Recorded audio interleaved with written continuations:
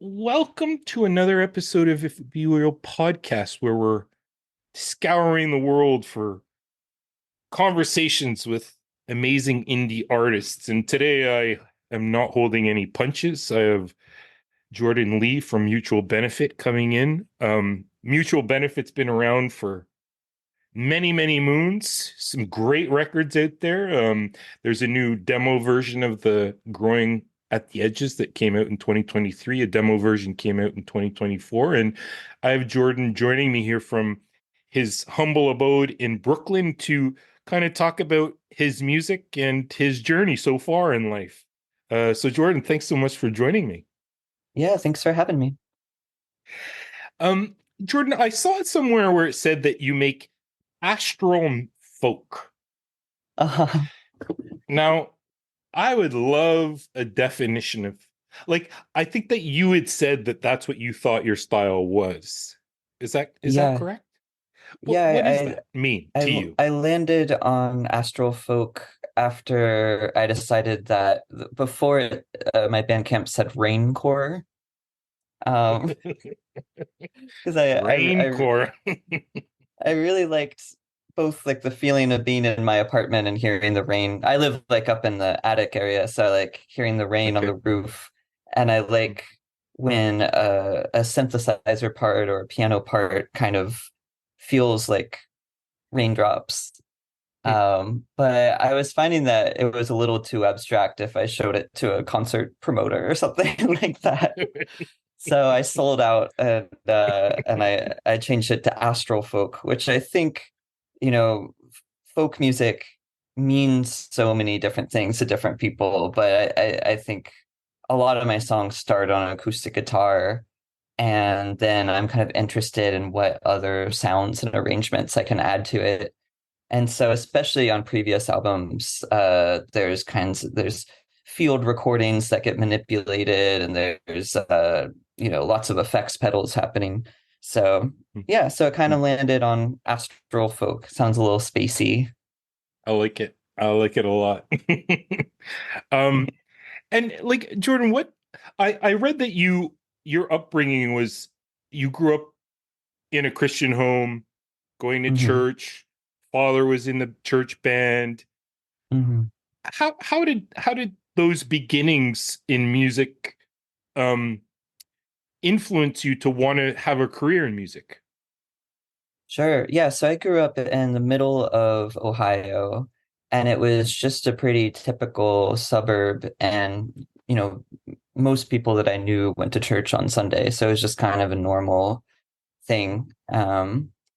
And yeah, my dad played keyboard in the church band, and the church was attempting to be modern sounding. All the songs kind of vaguely sounded like U2.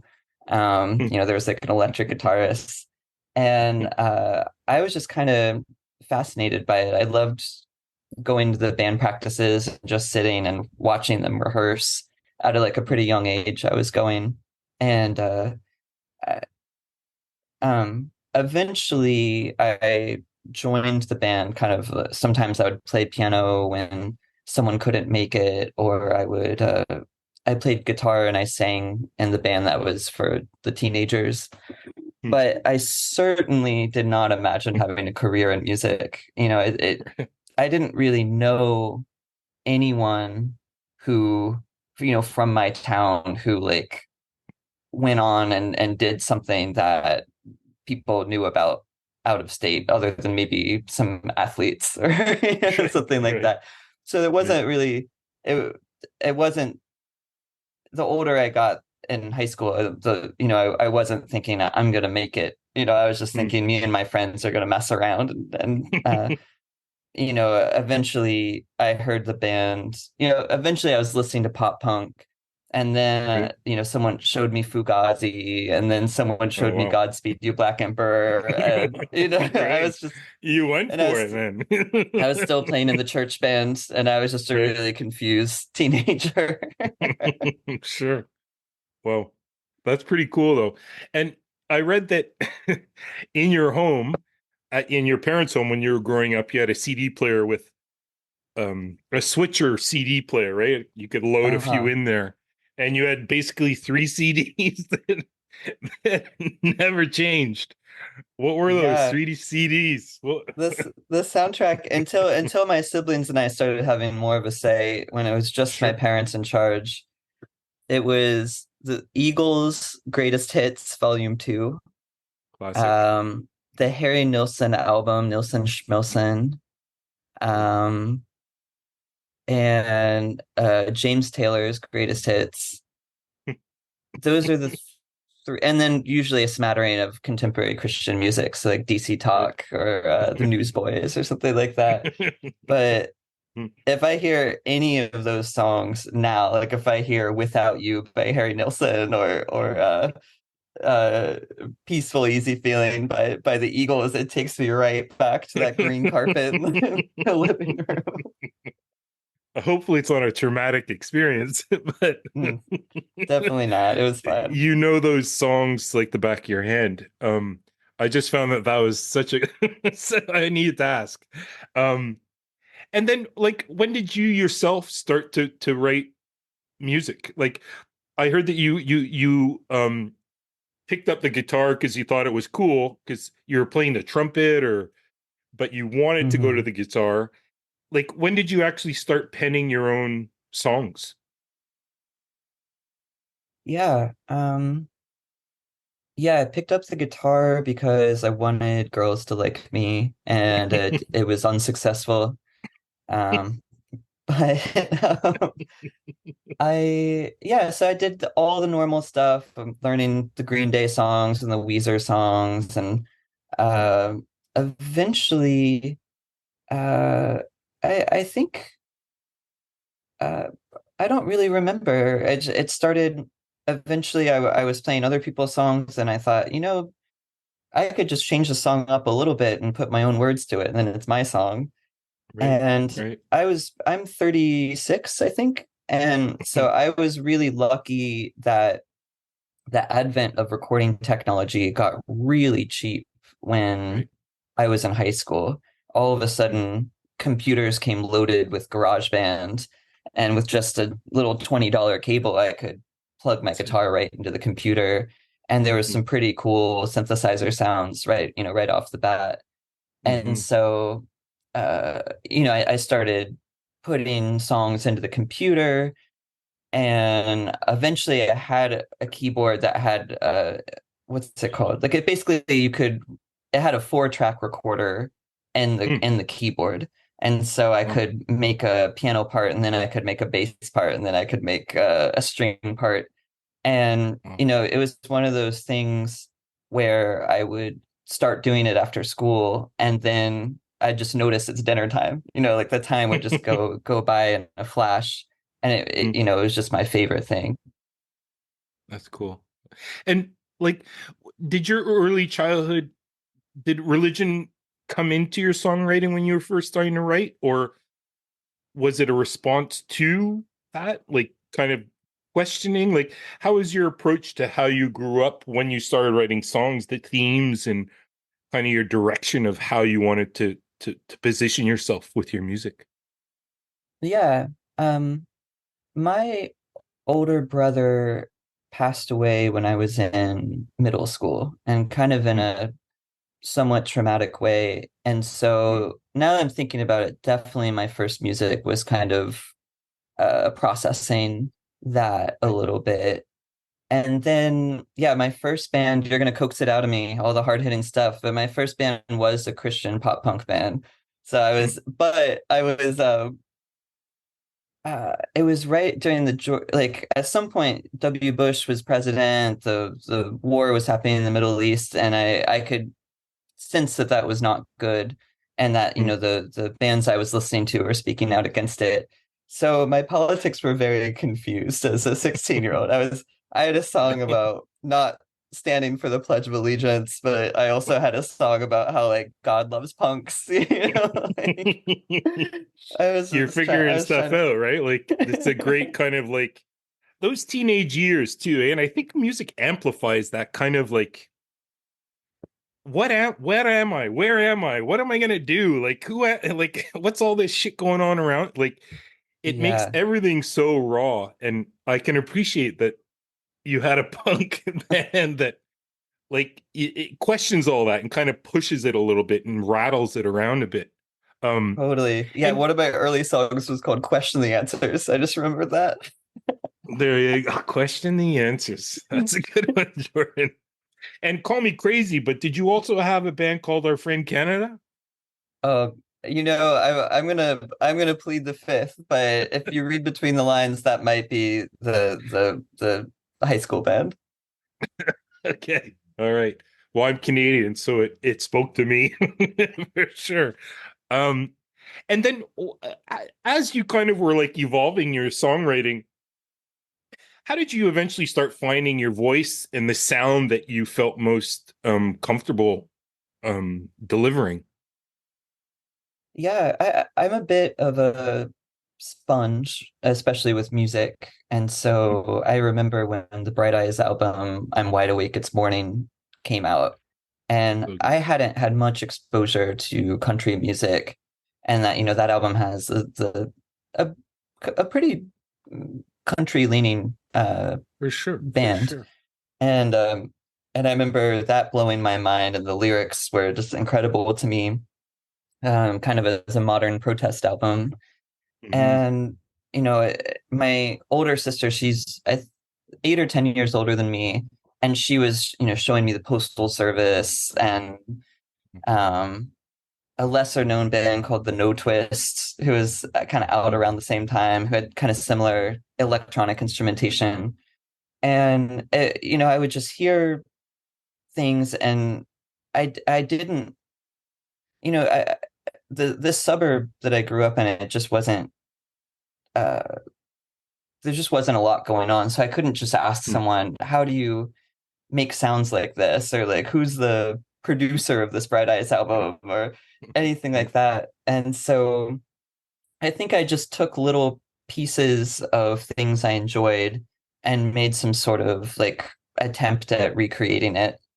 Um, a lot of my early songs before Mutual Benefit were, I think, kind of like I'm Wide Awake It's Morning rip-off songs with I bought a banjo. I really love Sufjan Stevens as well. Yeah, so Um, good.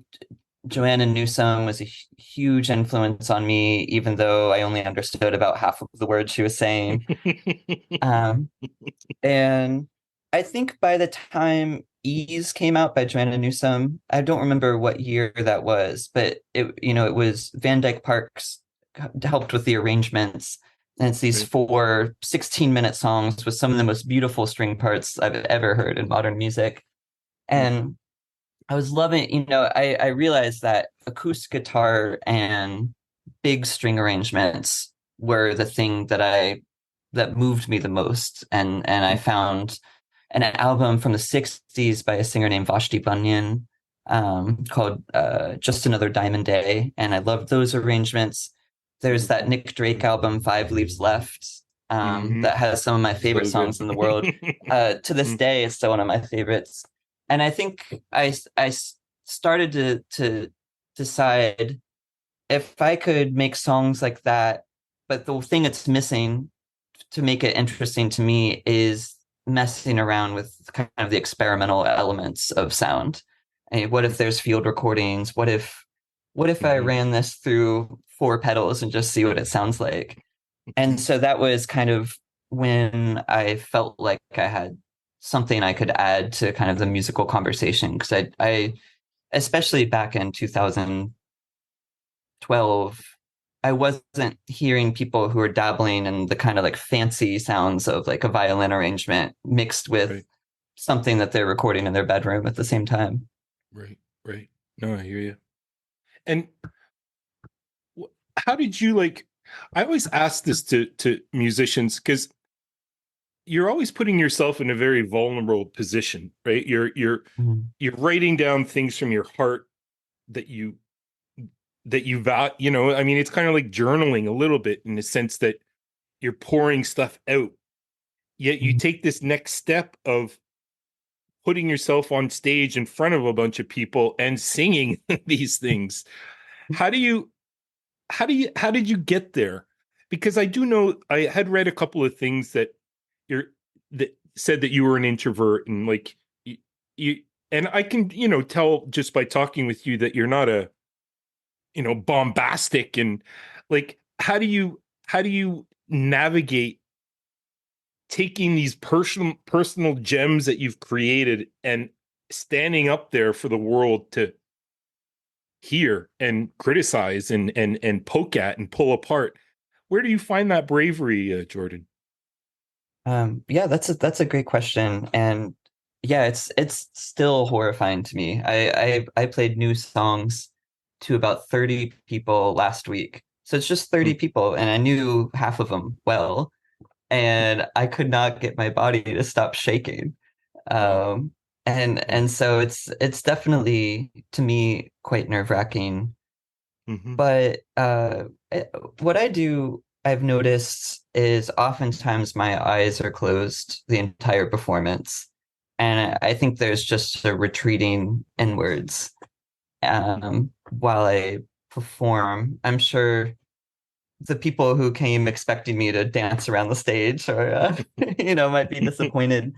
But yeah, I think I just have a place inside of myself that I kind of built and I go in there while I'm performing. And I think the advantage of that is what's coming out is something from very deep and Right. inside of me. But it is a bit funny to get on a stage in front of a couple hundred people and try to pretend that none of them are there. Right. Right. I mean, I guess that trick of closing your eyes. Are there other um pre-show things you have to do to kind of like get into that mindset, into that zone of being a front person to a pretty popular band, I must say. Yeah, one thing, if we're lucky enough to have a show that has a green room or a place that the band can go in before the show, Hmm. um, especially if it's a bigger show, I do like to have a little bit of a physical freak out. Okay. Um, Bandmates have seen it and sometimes partake in it, but I like to just we'll be practicing the harmonies, and then I like to just roll around on the ground, jump up and down, jump on the couch, just get all of that nervous energy out so I can kind of get on stage and be calm. Right. Cool. So I do that. And then at some point about 10 years ago, I realized I hate the feeling of just getting on stage and boom, starting a song. I like to kind of coax the sound out slowly, and I like to kind of invite the audience into this world that we're building. So almost every show I've done over the past 10 years, there's maybe 5 minutes of kind of ambient build up to get to the first song. Okay. And I find it's a really wonderful way of getting the feel of the stage and getting the feel of the room Mm. and getting, yeah, like I said, like getting the audience prepared to hear music. Right. So Right. that's probably the biggest mutual benefit ritual. That's a really cool idea. A really cool idea. And the rolling around too. I mean, I can see how I understand that kind of internal nervousness and it's got to go somewhere, right? You got to get it. Yeah. um really cool. So let's touch a little bit on growing at the edges. I read that every album is inspired by a tipping point in your life. Mhm. What what tipping point would you associate with growing at the edges? I think oftentimes the album, when I'm working on it, will have political, external sorts of thoughts, as well as personal, this is what's going on in my life types of Mm. thoughts. And oftentimes, I think those can be married together because both realities are happening at once. Mhm. Um, so I, the music industry is difficult, and it's hard to decide how much of your life you're going to devote to, playing the game, and how much you can tour, and Mhm. what you can offer your bandmates so that they don't move out of town. Like it's all very difficult to figure out. Mhm. And so I wrote a lot of growing at the edges during lockdown. And it was a totally different process than all the other albums, which were collaborative from the very first moments. I would maybe just even have a sound or a couple chords, and I'd have a friend over and be like, Mm. let's just, hear all the sounds together. And Mm. that was in New York, totally impossible. It was just me and my Mm. partner at our little apartment. Right, right. And so, I had some thought. I did like a half of a coding boot camp. I was like, maybe, everyone else is becoming a coder and getting rich. So maybe I can make my life a little easier. And and I just started, thinking about what if my identity doesn't have to be that I'm a musician all the time. Mm. And Mm. I was about halfway through this coding boot camp, and it just wasn't for me. I don't like sitting at the computer all day, Right. and I got an email from an old record label who I'm not super good at making the money, so I didn't even think they would do another album with me. And they Mm. sent me an email and said, "You working on anything? Because like we're really Mm. interested in what you have to say." And I Mm-hmm. sent them a couple of demos, and they said, "Yeah, let's do an album together." So I Cool. quit coding Cool. boot camp and kind of had this really, I had a sense of purpose again. Mm. And the then politically, obviously the pandemic was just awful and it's all over, especially in New York in the beginning. Yeah. And but kind of a strange byproduct was all these conversations that were politically very exciting to me. There was a lot of Mm. and there was a lot of in my neighborhood of mutual aid, people delivering food to the seniors, and I myself included, a lot of us got unemployment for the first time, and were Right. able to, make our Right. studios a lot nicer. Um, Yeah. Yeah. and so that kind of leads to talks about like, yeah, what if the government had a bigger role in like giving people their basic needs, or what if Mm. for part of that time I was working with a new union of musicians that and it was too much work, so I left, but it's called UMA, the Union of Musicians and Allied Workers. Okay. And it was just like a bunch of indie musicians. We were Mm. just on Zoom. And since I left, they're trying to get legislation passed to, make Seriously. conditions better for artists. And they've been doing such an Mm. amazing job.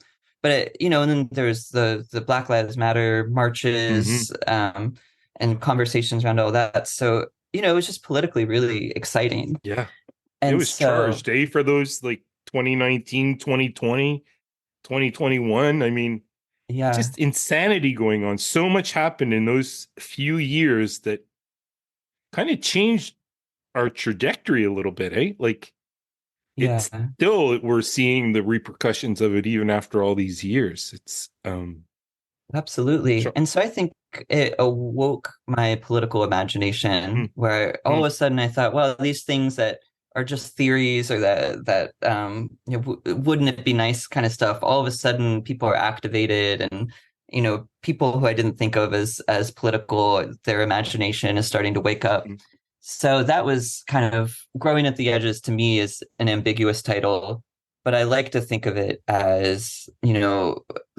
there's a wasteland, and these little sprouts are starting to come up, and mm, they might not be pretty, but they might even be weeds, but we're starting to get growth, and it's exciting. And when I started working with that imagery, I would see a plant growing out of the sewer, or I would see right. a flower blooming out of a concrete wall or something, and it just started to Yeah. bring me a lot of joy.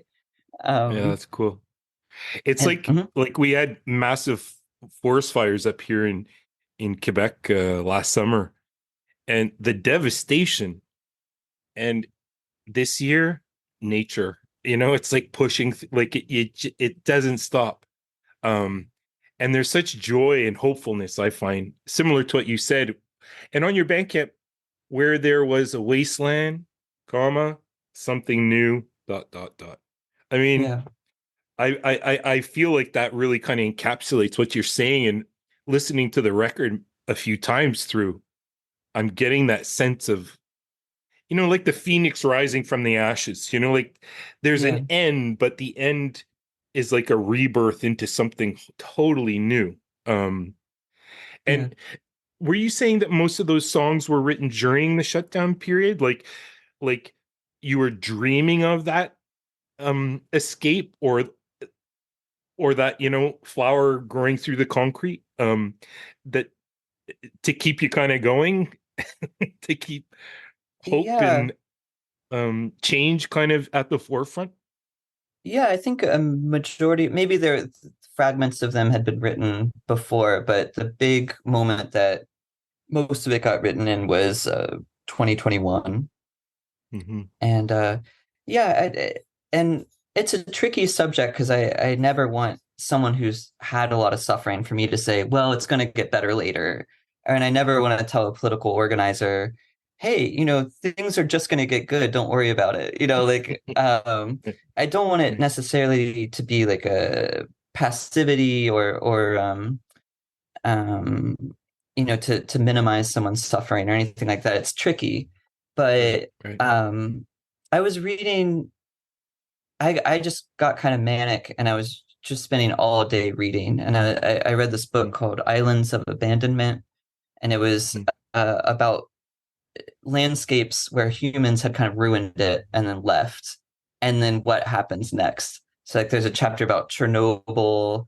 There's a chapter about I think it's either in Wales or Scotland. There's like this big mound that got left over from mining, and mhm. they thought it was totally useless until they realized there's all these birds and insect species that don't exist anywhere except this weird mound. Wow, wow, um, that's and cool.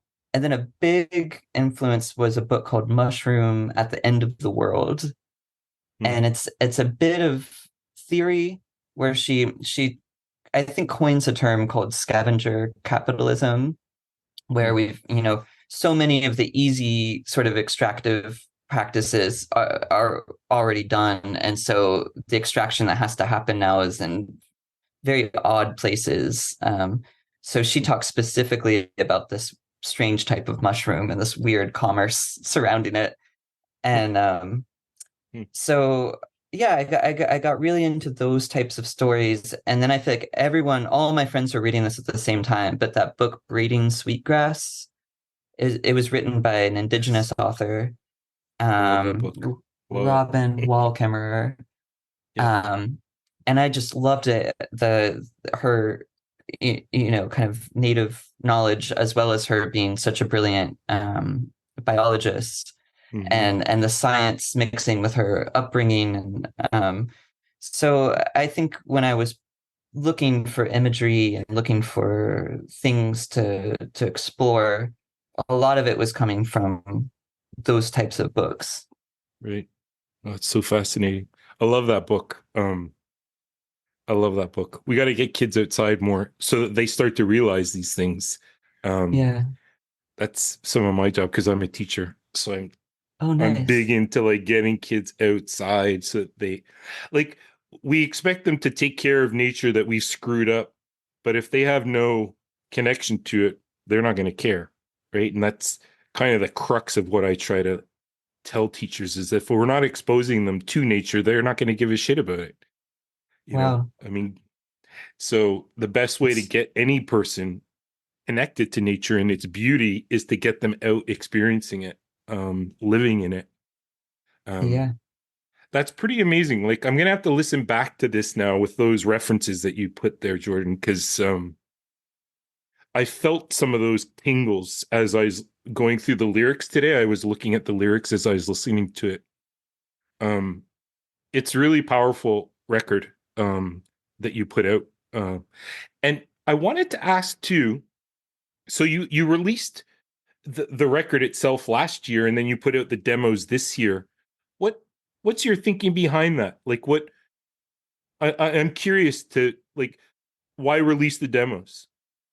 Yeah. Um, So this writing process was quite a bit different from the other ones, and because it wasn't possible to collaborate in the way that I had before, I made these really fleshed out demos in my room. It was acoustic guitar, piano, bass. I used Casio, a little 80s Casio keyboard for all the string parts, Nice. and then lots of singing and harmonies with myself.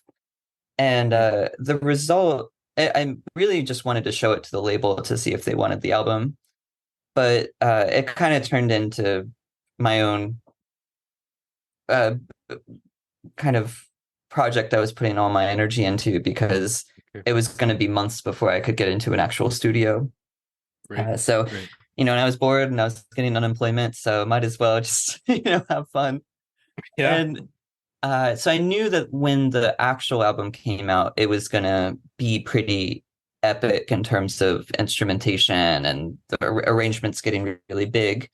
And Yep. and so I wanted to share the demos because I have a handful of friends who said, no offense, but I actually enjoyed the one that you made in your bedroom a little bit more. And I unfriended them, but before I no, just kidding. I appreciate honesty. So I had it in the back of my mind of should I make this a cassette and have it a tour only merch? But Right. the label Transgressive, I had a UK tour back in March, I think, and they were hoping to just get a little bit more press around the tour, and they said, "Do you mind if we just release the demos?" So Mhm. the short answer is the label wanted to do it. Sure. Well, I mean, I only said that because I like that comment you said. I'm not saying that the record isn't epic. I think it's really epic. I think it's one of your more cohesive, larger than life sounds that you've created.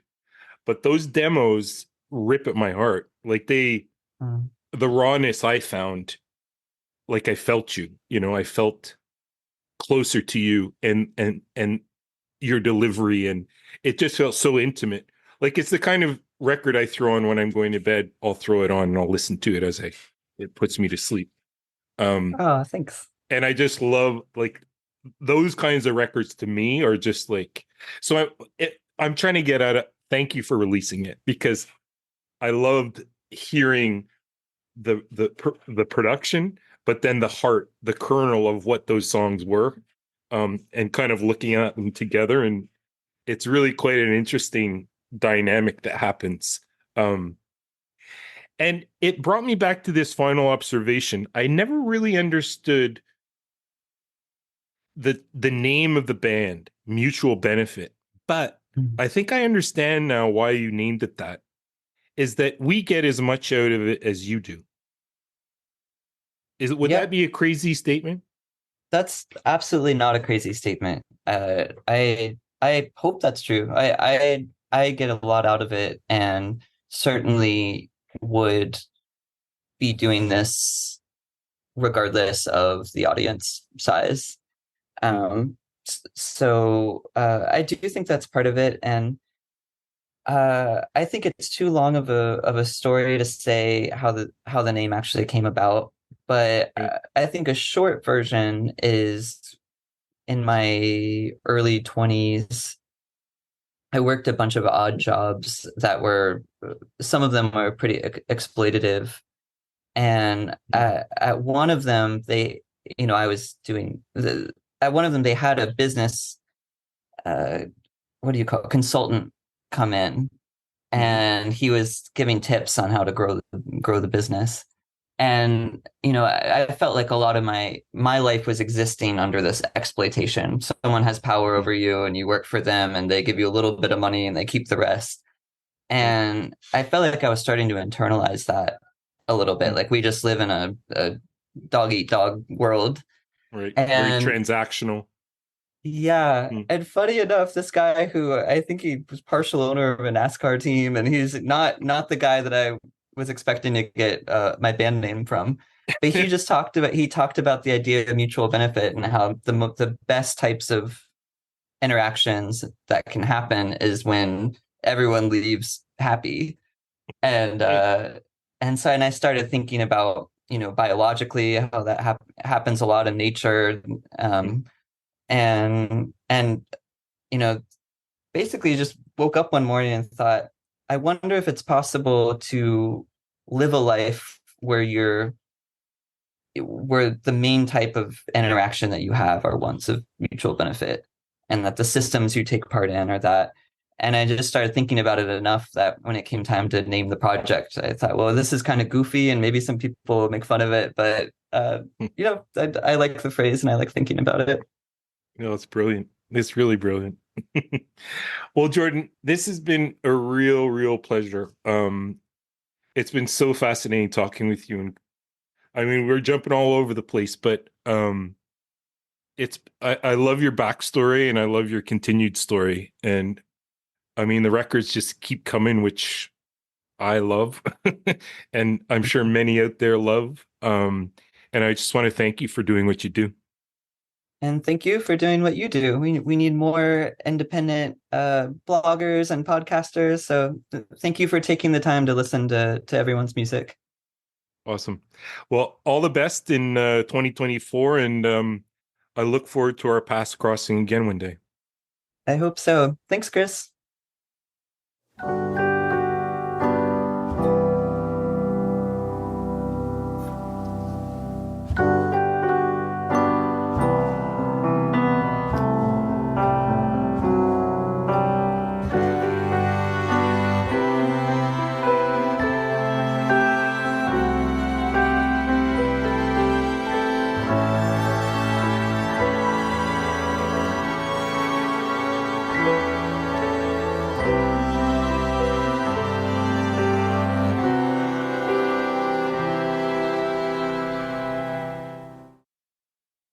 If time is a river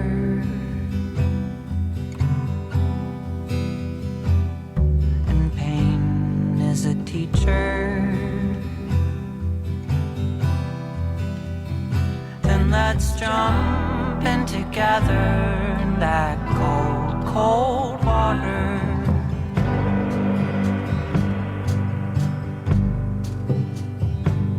And if the path's just a sliver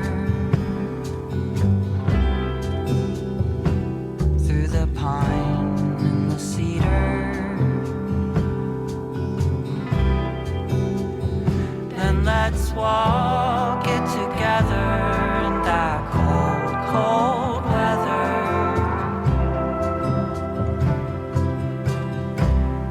When the light of the moon casts its silvery gaze, how the shadow recedes, but what's left in the space.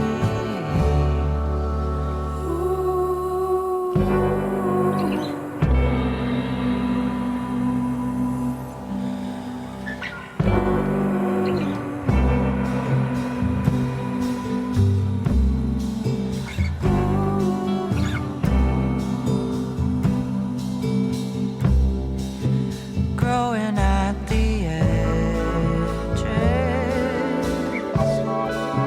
something new.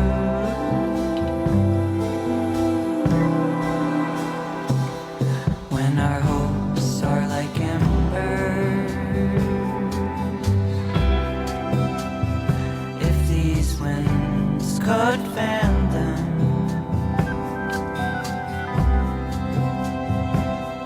could we remember